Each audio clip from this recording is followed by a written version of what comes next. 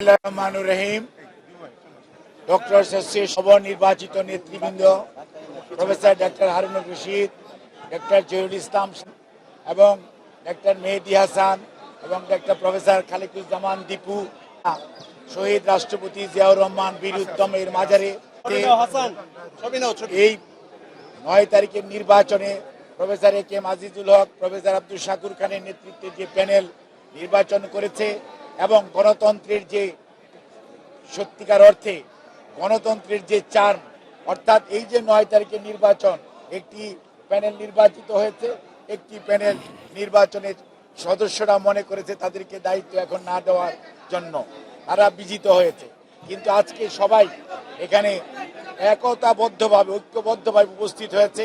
সর্বোপরি দেবের শুধু নয়, বাংলাদেশ জাতীয়তাবাদী দলের চেয়ারপারসনের অন্যতম উপদেষ্টা, জিয়াউর রহমান ফাউন্ডেশনের নির্বাহী পরিচালক প্রফেসর ডক্টর ফরহাদ আলী মোনার সহ দেবের প্রতিষ্ঠাকালীন অনেক সদস্য এবং আমার সিনিয়র বয়োজ্যেষ্ঠ অনেক নেতা, যাদেরকে নিয়ে আমরা দীর্ঘ সময় যাবৎ দেবের এবং পয়সাজীবী রাজনীতিতে আমরা সক্রিয়, তারা আজকে উপস্থিত হয়েছেন।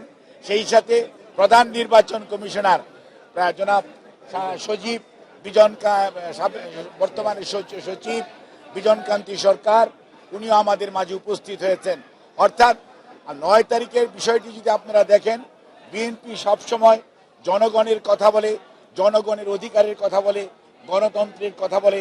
চিকিৎসকরা তাদের সরাসরি ভোটের মাধ্যমে তাদের আগামী দিনে কে নেতৃত্ব দিবে সে দায়িত্ব দিয়েছে ডাক্তার হারুন এবং ডাক্তার শাকিলের নেতৃত্বে, এবং এখন ওনাদের দায়িত্ব হচ্ছে সবাইকে সাথে নিয়ে কিভাবে ঐক্যবদ্ধভাবে পেশার জন্য এবং দেশের স্বাস্থ্য ব্যবস্থার জন্য কাজ করা যায়, সেই লক্ষ্যে ওনারা ওনাদের পলিসি নির্ধারণ করবে। এবং আমরা দৃঢ় আশাবাদী যে আমাদের এই নির্বাচিত প্যানেল ইনশাল্লাহ স্বৈরাচারের রেখে যাওয়া জঞ্জাল মুক্ত করে বাংলাদেশের মানুষের জন্য একটি আস্থাশীল স্বাস্থ্য ব্যবস্থা গড়ে তোলার জন্য তাদের দায়িত্ব যথাযথভাবে পালন করবে। আর আজকে আমরা অনেক কথা শুনতে পাই, কেউ কেউ বলেন, হুমকি দেন যে আগামী দিনে নির্বাচন হতে দেবেন না। মনে হচ্ছে সেই স্বৈরাচারের যে আচরণ ছিল, স্বৈরাচারের যে কথা ছিল, সেই ধরনের কথার পদধ্বনি আমরা শুনতে পাই। সেজন্যই আজকে আমরা আশঙ্কিত হই অনেক সময় যে নির্বাচন নিয়ে ষড়যন্ত্র হচ্ছে। কেউ কেউ বলার চেষ্টা করেন, প্রধান উপদেষ্টা মহোদয় তো প্রধান নির্বাচন কমিশনার ও নির্বাচন কমিশনকে বলে দিয়েছেন ফেব্রুয়ারির মধ্যভাগের মধ্যে নির্বাচন সম্পন্ন করতে। আর যখন আমরা শুনতে পাই সরকারের একটি অংশ এখনো যারা সরকারের সাথে সম্পৃক্ত আছেন, সেই অংশের পক্ষ থেকে কেউ কেউ যখন বলেন নির্বাচন এটা না করলে হতে দিব না, ওটা না করলে হতে দিব না, আবার গণতন্ত্রের কথা বলবেন। এই দেশের মানুষ গণতন্ত্রকামী মানুষ, এই দেশের মানুষ জানতে চায় তার প্রতিনিধিকে, তাদেরকে সরাসরি দেখতে চায়। এই দেশের মানুষ পিআর সিস্টেম কি সেটি কোনোদিন প্র্যাকটিস করেও নাই, সেটি জানেও না। পৃথিবীর অনেক দেশে পিআর আছে, নন পিআর আছে, বাট সবচেয়ে বড় গণতান্ত্রিক দেশ হচ্ছে আপনার ভারত, তারপরে বলেন ইউকে, তারপরে বলেন ইউএসএ। ওখানে কোথায় পিআর পদ্ধতি অনুসৃত হচ্ছে? কোথাও না। কাজেই মনে রাখতে হবে, জনগণ তার প্রতিনিধিকে সরাসরি দেখতে চায়, নির্বাচিত করতে চায়, দায়বদ্ধ করতে চায় এবং তাকে জবাবদিহি তার আওতায় আনতে চায়। কাজেই কোনো অবস্থাতেই যারা পেছনের দরজা দিয়ে ক্ষমতার স্বাদ গ্রহণ করার জন্য চিন্তা ভাবনা করছেন, তারাই হয়তো পিআর পদ্ধতির কথা বলে থাকেন। কিন্তু আমরা অত্যন্ত স্পষ্ট ভাষায় বলতে চাই, জনগণের মনের ভাষা বোঝার চেষ্টা করুন। এই জনগণ বিগত প্রায় 8 সন থেকে 24 সন পর্যন্ত তাদের সরাসরি তাদের যে মালিকানা সেটা ফেরত পায় নাই। বিভিন্ন ধরনের নির্বাচন হয়েছে, আমি সেদিকে যেতে চাই না, কিন্তু আজকে মানুষের জন্য আকাঙ্ক্ষা হচ্ছে আমার ভোট আমি দেব, যাকে খুশি তাকে দিব, নির্বিঘ্নে দিব, নিঃসংকোচ চিত্তে দিব। কাজেই যারা আজকে ধমক দেন নির্বাচন হতে দেবেন না, তারা কি ভেবে দেখেছেন জনগণ কি এটা চায়? জনসমর্থন কি এটাতে আছে?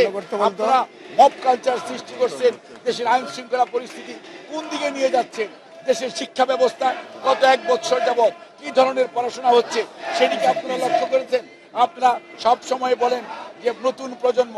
আমরা কি পুরনো প্রজন্ম আর আপনারাই কি নতুন প্রজন্ম? কখনোই না। মনে রাখবেন, ঢাকা বিশ্ববিদ্যালয় যখন জুলাই 24-এ বন্ধ হয়ে গিয়েছিল, তখন অনেকে আন্দোলন ক্ষান্ত দিয়ে বাড়িতে চলে গিয়েছিলেন। এই বাংলাদেশের বেসরকারি বিশ্ববিদ্যালয় এবং পাবলিক বিশ্ববিদ্যালয় ঢাকার বাইরে যারা ছিল, ছাত্র জনতা, রাজনৈতিক নেতৃবৃন্দ সবাই ঐক্যবদ্ধভাবে সেই আন্দোলনকে টেনে নিয়ে গেছে। সেই আন্দোলন 5ই আগস্ট তার কাঙ্ক্ষিত ফল অর্জন করতে পেরেছে এবং স্বৈরাচার পালিয়ে গেছে। কাজেই এটি ঐক্যবদ্ধ জনতার আন্দোলন, ঐক্যবদ্ধ ছাত্র জনতার আন্দোলন, কোনো একক গোষ্ঠীর এই আন্দোলন নয়। কাজেই কেউ কোনো অবস্থাতেই ধমক দিয়ে বাংলাদেশের মানুষকে দাবিয়ে রাখবেন।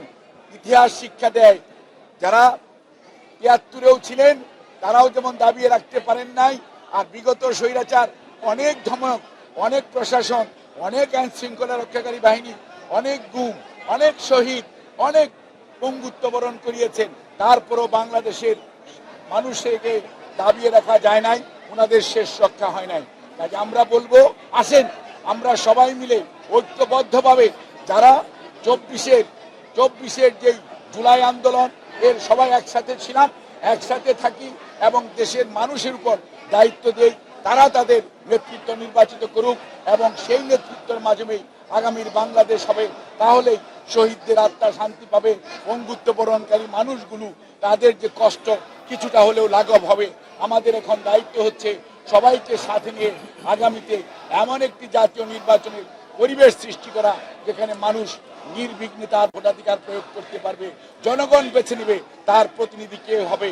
আমি আহ্বান জানাবো, আপনাদের কর্মসূচি নিয়ে মাঠে থাকেন, ধমক দিয়ে থামিয়ে রাখা যাবে না নির্বাচনী অভিযাত্রাকে। আপনাদের সবাইকে ধন্যবাদ।